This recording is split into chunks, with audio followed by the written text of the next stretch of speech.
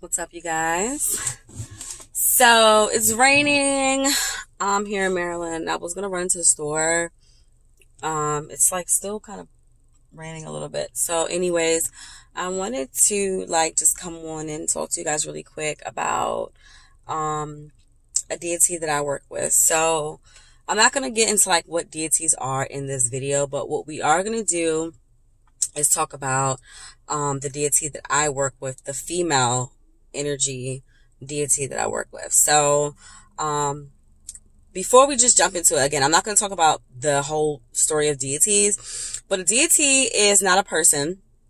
A deity is normally identified, or it is an object.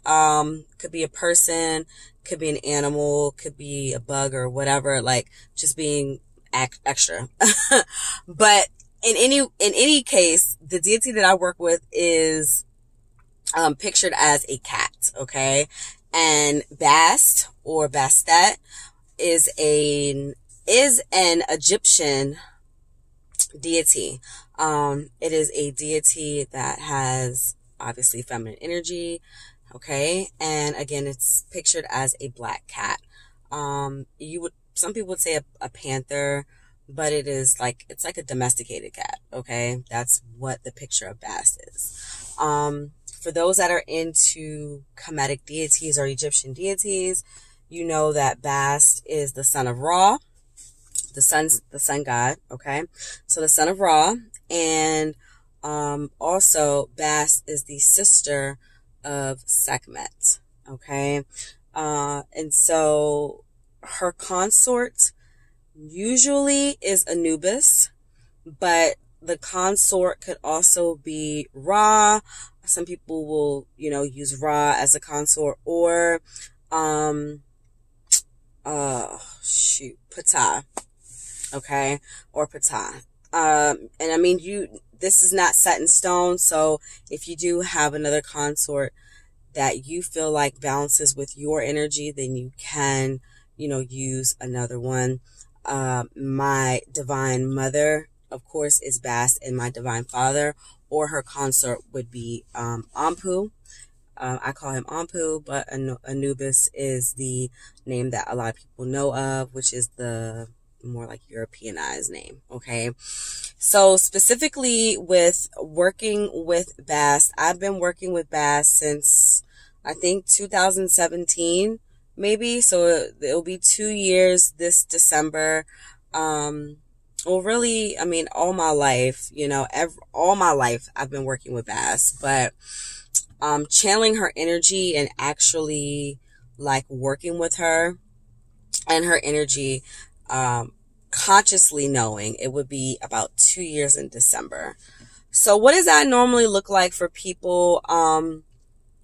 For me, I started out with building an altar for Bast, and at first I didn't have a statue or anything like that. I just built an altar, and I had crystals and stuff on it, just stuff that I really like, more so just a place where I can go and just kind of have connection with me, myself, and I, right? And eventually, I got the money up to get a statue of Bast. I later got one of Anpu, but right now we're talking about Bast. So I got a statue of Bast, and I still have the statue to this day, even though my deity altar is no longer up and active in my house, for reasons that I believe I may have said in my videos on YouTube. So if you want to find that, check it out, you can. But anyways, so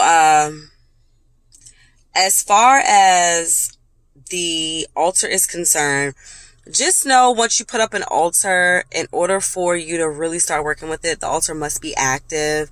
And I've never talked about activating altars, nor have I talked about activating statues, because in my eyes, you must do all that. You must open the mouth of your particular deity that you feel that you have a connection with and you want to work with, if you want to really unlock the magic that an altar will bring you. Okay, so However that looks to you, it's called the opening of the mouth ceremony. It is something that's available that you can, look up yourself. I'm not going to really say much more on that, because it is like very sacred, magical knowledge, at least in my eyes, and for also a lot of people. You can also, get the book, the Book of the Dead, the book of Coming Forth by Day. I couldn't remember. The Book of Coming Forth by Day, which is it's a Kemetic book about ancient Kemet, and it just talks about the transition process, but it also has excerpts of different rituals that you can do with your altars to activate these different deity energies. Okay. So how did I find Bast? Basically, Bast came to me in my dream. She also came to me in meditation as well. She came in the form of a cat, but also in the form of a lion as well. So I know I do have, obviously, because that's her sister, I have ties to Sekhmet as well. But my direct energy that I work with is Bast. Okay. Anyways, so like I was saying about the altar, so I have the altar up, and I mean, if you are into altars, then you must give offerings, at least daily, if not a few times a week, in order to satisfy the energy, so to say. But it's just more so, what energy can feed off of, so that it doesn't feed off of the wrong things. So you're just creating some sort of energy port between you and that energy, so that you can, continue to feed the energy. Okay. So, and then, of course, there's other things you can put on stones, stuff that the deity likes, blah, blah, blah. You want to try to dedicate at least one day to where you fully devote at least 20 to 30 minutes at your altar, where you're cleaning it, you're maintaining it. So it's a lot of work. Okay. It is a lot of work to have an altar. All right. That's one reason why I don't have mine up right now. It's a lot of work to actually, create the altar, but to also maintain it. Okay. But what you will learn over time is that, these energies are encompassed. They are integrated. They are you. You are the energy. The energy is you, as above, so below, as within, so without. So all these energies, these deity energies, we can activate them. They all live within us. So we can activate, any energy that we want. Okay. And speaking of that, Bast is the ruler of, fertilization, of course, divine cats. And I did a whole video on that as well, the divinity of cats and how cats are divine, and now they're shamed, especially black cats. But I absolutely love black cats with yellow eyes. So if you want to get me a gift, get me a black cat with yellow eyes. I'll love you forever. But cats are looked at now as evil or associated with witches, when in all actuality, cats are super divine. That's how I know cats jump timelines.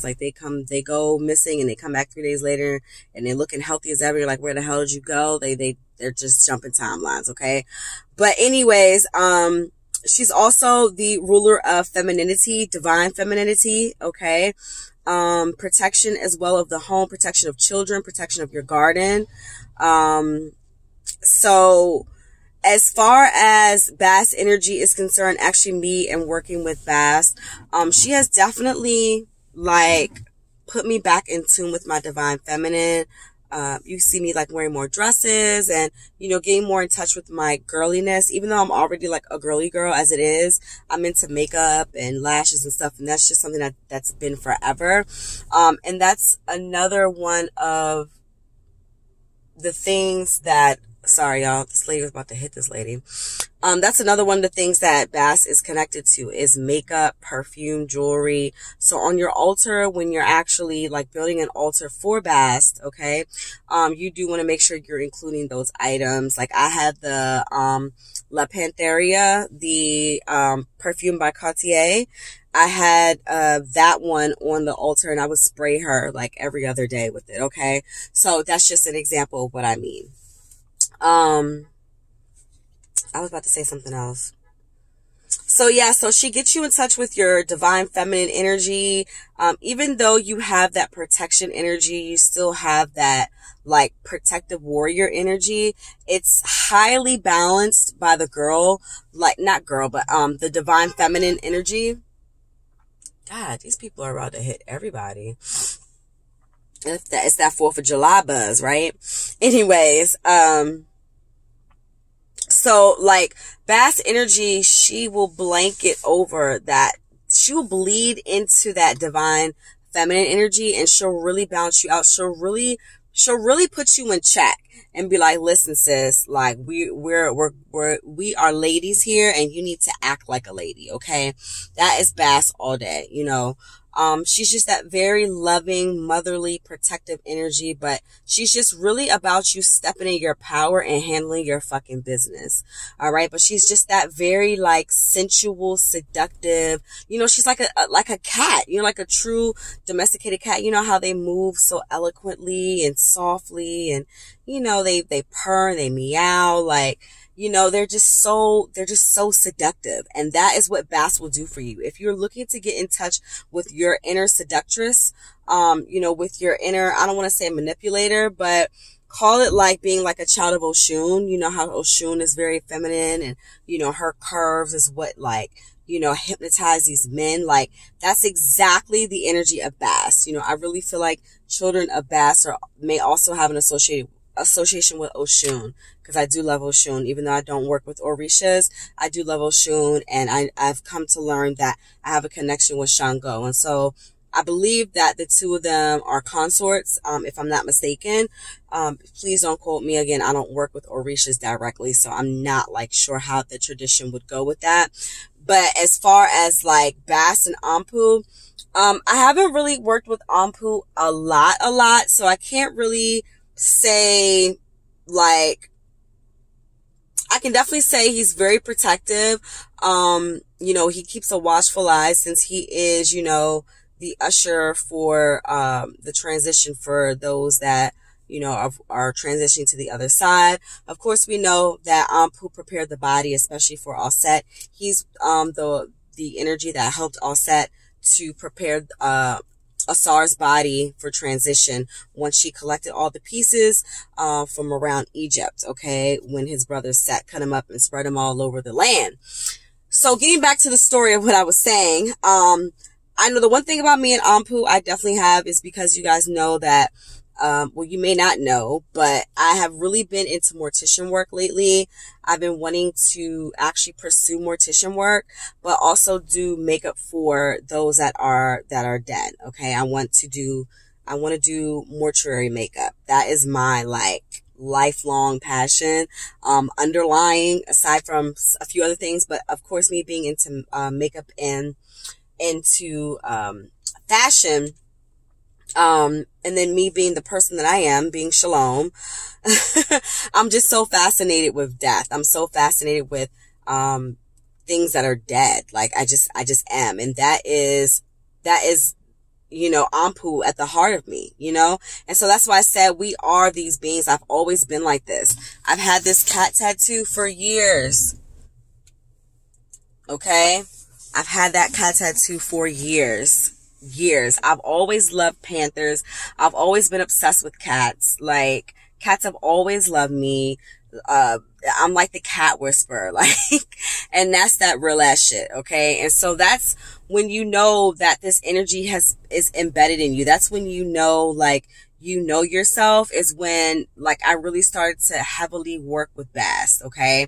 So I wish I had her statue right here to show you guys, cause I'm not at home, but I have since again, I told you guys, I have since taken down my altar, and I took down my altar because me and my mom don't have the same beliefs, and the energy just was clashing in the house, and it just wasn't good. So when, not even when, but the day that I move, okay, I'm pushing to move in August. So the day that I move in August is when I will obviously set up a new altar, and it will just be a different space. It'll be different air. It'll just be all my energy, of course, Bast as well. But then I'll really be able to devote the time and the energy to an altar like how I want to. And it will really, really, really, really put things into perspective. And I'm so excited for that to happen. But until then, me and my sis were talking about Bast, and so I advised to her to switch to Bast. But in any event, we were just like speaking on how, like her energy just makes you want to be girly girl again. It just makes you want to get in touch with your divine feminine again.